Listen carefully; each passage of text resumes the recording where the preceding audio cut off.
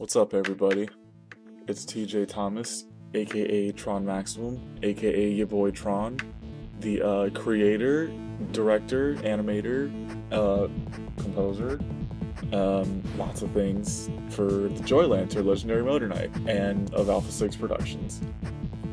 I'm coming to you today with some of this JOYLANCER hotness because it's been a while since we've updated our last build.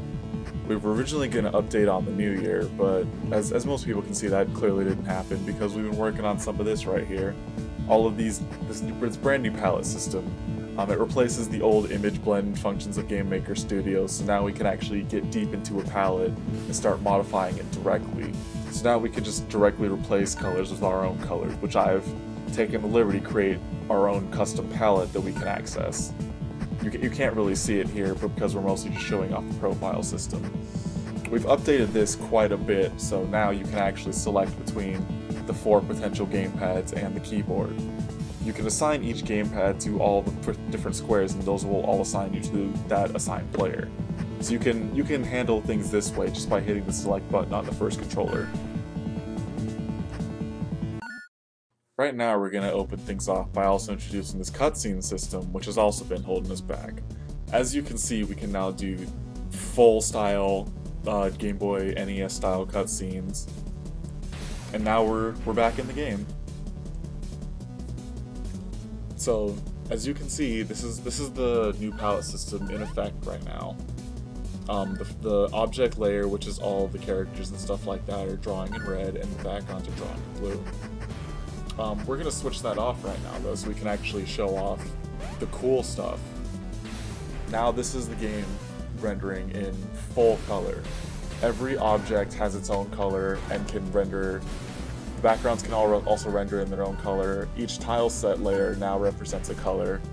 And the way we just lay them all out in different ways to just make the game really pop out.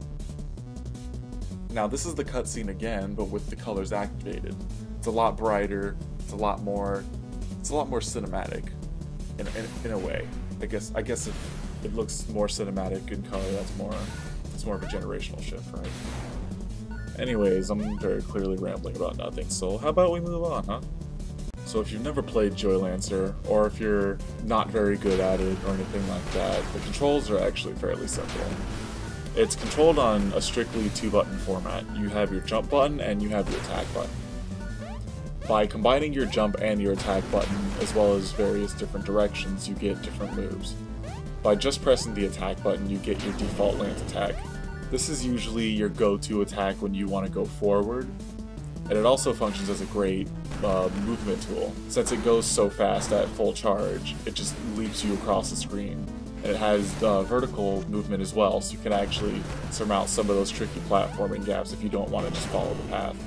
The lance attack is also going to be one of your more useful ways for traversing the environment. There's lots of breakable objects all over the place, there's lots of crystals to grab, and that basically keeps your meter going. When you're not able to collect crystals, or when you need to basically fill up your meter on the go, at any time when you're on the ground, you can hold the down button and press the attack button to charge up your lance. You can press this multiple times to continue charging it faster and faster. And as of this version of the game, you can actually hold the button down instead of rapidly pressing it in order to continue building up meter. Before, we weren't able to do this because that used up the taunting function, but we just moved the taunt to the select button instead. It works out a lot more just by having the multiple charge up, because now it's a lot easier for multiple players to get into the game without having to mash and wear out their wrist or anything like that, which is a pretty big complaint that we have with this version of the game so far. Something that we've been really bad about explaining is the grip system in this game. Okay, so before it was not exactly perfect. The idea was that you would press the up button to hook onto whatever you grabbed onto. But the way that it works in the current version of the game, as I'm saying this, of course it'll be fixed by now, and it's fixed in this version as well, is that you would hold the up button to grab on, but since you would immediately grab onto the next thing, you would just lock there, so you'd be forced to let go and then jump, and it just did not feel as good. So now it checks if you're falling, then you'll grab on. That way, you'll only stick on there if you actually seem like you want to descend on it, or if it's a thing that you want to catch. Taking a step back and explaining the controls again, if you press down and the attack button, as I said earlier, you'll rev up. You can keep on doing this in order to keep charging, and this also functions as one of your more defensive moves. When you're revving up, you can deflect any attack that hits you frontal, as long as it's not a level 4 attack. This way, you can keep a nice defense going if you have a lot of enemies on you at once, and you can avoid taking a lot of unnecessary damage just by blocking all of it. When you're in the middle of attacking, as long as you're on the ground, you can perform the rev up motion to cancel out of your lance attack. This technique is called a motor cancel, and it rewards you with a larger amount of meter compared to a normal charge. When you're charging normally, you only gain half a meter per charge. This means that you require putting in the rev up motion twice in order to get a full bar. By shortening this with the motor cancel technique, you can perform an attack, then cancel into the rev up, and then immediately gain a full 2 meters instead. This way you can perform the motion again to get that full amount of bars.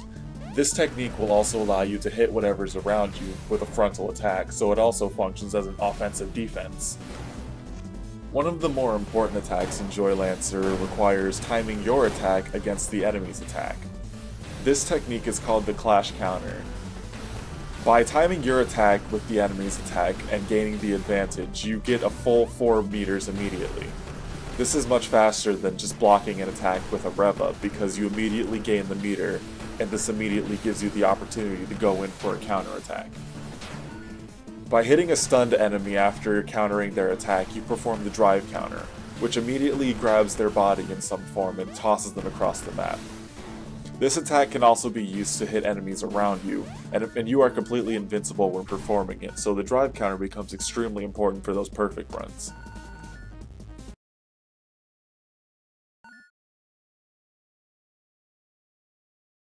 Here we're introducing the Rosello Lancer.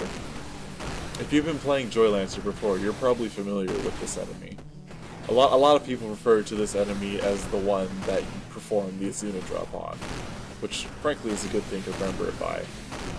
The Rosello Lancer had a reputation of not being as tough as it looked, so in this version of the game we've greatly improved its offensive ability.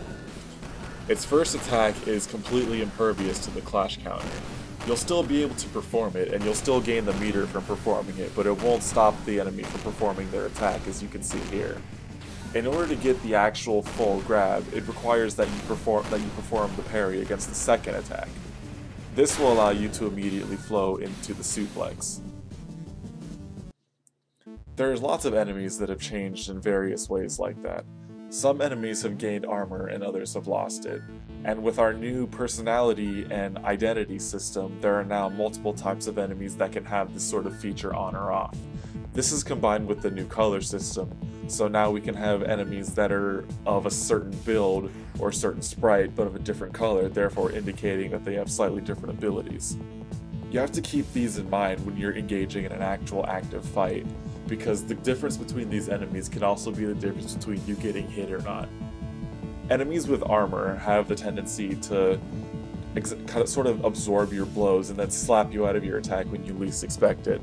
So if you're dealing with one of these types of enemies like a default Rosello Lancer, you have to be ready to counter its attacks in order to make sure that you can grab the grab on it, because otherwise it's just going to hit you out of the attack. Approaching these enemies with different sort of timing is kind of what makes the mind game of JOYLANCER so interesting, especially when these types of enemies are mixed in together. Here's another level that's gotten a nice little enhancement thanks to the new color system. You'll have to forgive me for some of the speed at this point. I'm not sure if I've said this before or not, but most of the work that we do is on really low-end computers, and a game like JOYLANCER, while being recorded at the same time on these computers, it's not very easy, as you can see. But you know, maybe with JOYLANCER we'll make enough money to get much better computers. Oh, by the way, did I mention that this is only 2 buttons? I haven't finished explaining stuff yet. So, when you're doing a rev up motion, which is down plus attack, while you're in the middle of that animation, if you press the jump button at any time, you can perform the burst jump. This is a special sort of uppercut attack that launches you high in the air with a drilling attack that goes above. This is also good for juggling enemies, as you can imagine with a game like this. The burst jump sends you up really high, and if you have enough meter, you can also follow that up with a lance attack to get even higher. Using your lance and your burst jump is going to become extremely important for some of the later platforming challenges in this game. Common criticism that people have with the control in this game is that burst jumps are fairly difficult for them to pull off. For a while, I kind of just took it up to my own bullheadedness and just kind of was just like, oh, well, it's just, if you practice, you'll get better at it. And while ultimately that's the kind of game that JOYLANCER is, I would also like to be able to provide those kinds of options for players who don't want to be able to perform those kinds of moves without doing all these ridiculous button inputs. So what we've decided to do is add shortcut options. So now if you want to perform a burst jump, you can just press up plus jump or up plus attack. Either one works. Both of them will perform the burst jump for you. The concern that I have with this setup is that you might accidentally perform burst jumps when you don't mean to, and that might throw off your combo. But it's one of those things that we might even be able to just make an option that you can toggle on and off, or make it a piece of equipment. Luckily, the possibilities are endless when it comes to struggles like that. If you hold down and you press the jump button, you'll perform the speed slide. The speed slide's a feature that we added, I can't remember if we added it before the Steam version or not, but it was kind of a late in the game addition, but it ended up becoming one of those things where it's just like, oh, this is too awesome, it's crucial, it's important, we have to make it like the best thing ever. So the speed slide works pretty Mega Man-ish in a way, in that you can use the speed slide to slide under projectiles. It goes really fast. As you can, I'm a big fan of Vanquish, so I think that kind of thing is awesome, just sliding on your butt, but instead it's sliding on the back of your lance. But you know, the speed slide can also be used to trip up enemies and bump into them in various ways. This is a good way to keep your combo up, and it's also a good way to throw your enemies off balance and keep their toes, basically keep them on their toes with some sort of attack that they can't essentially counter. The speed slide also breaks through walls just because it was way too much of a pain in the ass to try and get like situations in which you wouldn't just get stuck in walls forever with the slide. But the slide is also extremely good for combat. By performing a speed slide, if you press the jump button again at any time, you'll perform a super long burst jump. It's a really good way to jump over huge gaps, and it's a really great way to just move really fast across the map. Moving fast is extremely important in this game, so of course moves like that are just going to stay forever. And maybe they'll even get faster, who knows? Who knows with this game? And now, I would like to formally introduce 2nd Battalion Silevoid, the Floating Fists of Fury. This is the big treasure style boss that I was teasing on Twitter for the last while. As you can see, we now have support for huge bosses and huge counters, like throwing giant fists into giant bosses' faces. This is a very early version of the boss, but it's basically just giant floating fists. They have these punches. You can block most of these punches just by using your lance attack, but using your rev up won't actually work here. One of your best friends when you're dealing with situations like this will be the motor dash, which is the final mechanic, for the most part, that I haven't talked about yet. When you're in the middle of a lance attack, you can perform a motor cancel by performing a rev up motion on the ground. When you're in the air, however, you can perform a motor dash by pressing the jump button. This essentially functions as your dodge move. The perfect way to perform dodges in this game is essentially by rubbing your thumb against the X and the A buttons if you're on a 360 or an Xbox One controller, or square and X if you're on a PS3 controller. Essentially, when you press those buttons so fast, but not so fast that they're at the same time, you'll just immediately flip out of what you're doing. This will generally save you meter, since performing a motor dash also costs meter. when you perform a motor dash and you don't have enough meter, you won't be locked out of performing the dodge. Essentially, when you enter the dodge state in this game, you'll stay in that state until you hit the ground. When you're in that dodge state, you also won't be able to alter your trajectory in any way, so whatever way you're going is the direction you'll have to commit. You can jump out of a motor dash by performing a lance attack, or by just performing another jump if you have the meter for it. If you don't have the meter, then you just have to wait until you hit the ground. You're still in the dodge state though, so even while you're waiting to hit the ground, you can't be hit by attacks. I think I've elaborated on most of the central mechanics of this game. So, how about we talk about development? So JOYLANCER is a project that I started in about December of 2013. It was sometime around mid-December. It was just after I had finished my project Viral Wipeout, which was an arcade shooter that plays kind of like the Pang series, if you've ever played that, like Super Pang, that sort of game. But it was a little bit shorter, a little bit more focused. There's slightly more enemy variety because in Pang it was mostly just balls and stuff like that. But I'm getting a little sidetracked. Anyways, I took up JOYLANCER because I wanted to be the next step towards what I was working towards my solo career.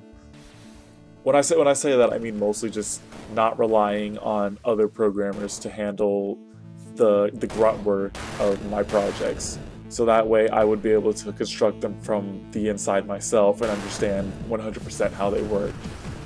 Ultimately, this would lead to me being able to make projects like JOYLANCER by myself.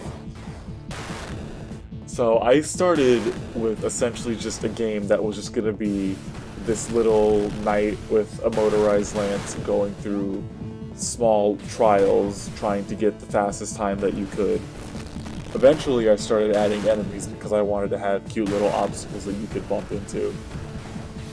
Eventually, as I played around with this idea more and the level system started working out, I had the roadblock where the game was only fast at times, so I didn't have there wasn't anything controlling the meter properly, so that's when the motor cancel was developed, and that's kind of when the game shaped into being more of an action-focused game as it is now. Originally, it was just going to be a simple platformer with this charging lance gimmick, but as I experimented with the actual core of the play, that's also when Metal Gear Rising came out, so that game had a lot of influence on where this game ended up going in terms of defensive mechanics.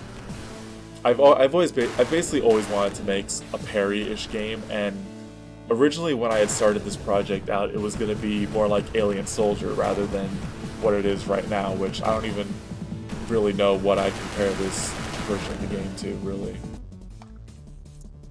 That game was originally going to be in full color from the start. I was actually going to aim for more of a Sega Genesis art style with that game, but I had those roadblocks with the design far before I actually started building the Game Boy version.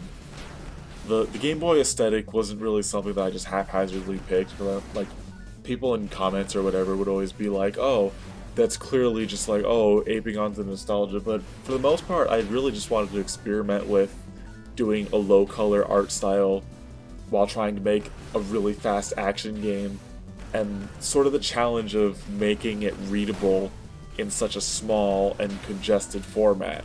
Like, essentially the challenge was, could I make a Game Boy game have that kind of action and still be like visible, like able to see and understand what's going on, and able to have that sort of mechanical depth while still being in this compressed package. Before, it was originally just going to be like a 1 or 2 area game with a couple really short levels that would essentially just be extremely challenging. But keeping the challenge interesting was something that from the start, I really didn't want it to be like really ridiculously hard, but I also wanted it to be fast, and with that kind of speed kind of comes difficulty unless you make certain caveats somewhere. So I decided, instead of making the mechanics too simple, like dumbing them down a bunch, or making some sort of ridiculous compromise that would make the game play not how I wanted it to, why not just experiment with the concept of like non-punishing death, essentially, where you could die, but you just get right back up, and then you continue with the game, and the only thing that you lose is points. This way, if you were like a hardcore player like I am, who likes to aim for high scores and 1CCs, there's a lot of challenge in this game.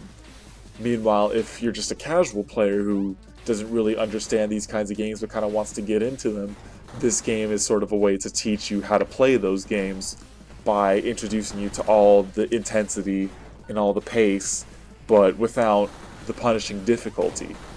Essentially, I want JOYLANCER to be the bridge between hardcore, extremely deep action game and super deep casual button mashing. Bayonetta is a game that I've always found pretty interesting, just straight from the get-go, aside from the fact that I enjoy Hideki Kamiya's work and Platinum Games' work. There's just something very specific about the way Bayonetta handles that its set design that I've really always admired. There was always like rough edges with certain parts and then quick time events that would instantly kill you if you weren't ready for them, which you would obviously not be ready for, but there was just the way that they were it was very obvious to me what they were doing, but it was still, the way that they did it was something that I really liked about it. Even when you were just running in a straight line while something that was chasing you that was clearly never going to catch up to you anyway is chasing you, the way that they set it up is something that I really like. And I think that something like that being reflected in a game in a size like JOYLANCER would be something that I don't think many other games are really doing, and I think that it kind of gives it a unique draw, so to say. Anyways, I don't want this thing to go on too long. I want to actually be able to have things to talk about for the next time I do something like this. So for the time being, if you have any questions that you'd like to ask me, you could just hit me up on Twitter, @TronMaximum, or you can tweet at the Alpha 6 Productions Twitter, @A6Productions, and ask me your questions. I could probably answer them over there, but if it's a good enough question, I might bring it up on the devlog also, and you might be able to hear it on here. Until then, I hope you enjoyed this, I hope you learned something, and I hope you were entertained. I hope to see you again soon.